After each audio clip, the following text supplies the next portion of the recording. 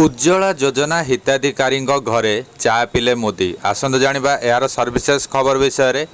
प्रधानमंत्री नरेंद्र मोदी आज उत्तर प्रदेश अयोध्या रे उज्ज्वला योजनार जड़े हिताधिकारी घरे चा पीछंती। उज्ज्वला योजना रे ग्रामीण एवं गरीब परिवार को एलपीजी सिलिंडर उपलब्ध करा जाउछि एवं एहा द्वारा महिला माने परिवेशर हानिकारक प्रभाव मुक्त रही पारुछंती।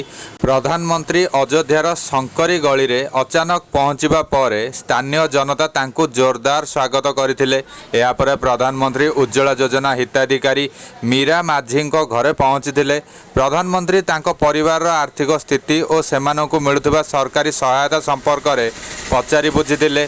प्रधानमंत्री को एही अवसर रे मीरा चा परसिथिले। चा पीवा बेले प्रधानमंत्री कहिथिले आपण चा मिठा बनाइछंती। यार उत्तर रे मीरा कहिथिले मु आपणक पई मिठा चा ही करिछि। प्रधानमंत्री गस्त को नहीं स्थानीय लोकंक मध्य खुशीर लहरी खेली जाइथिबा बेले मीरा गणमाध्यम को कहिसंती आम घर को कई बड़ नेता आसिबे बोली घंटाए पूर्व खबर आसीथिला, किंतु आम घरे भगवान पाद देले।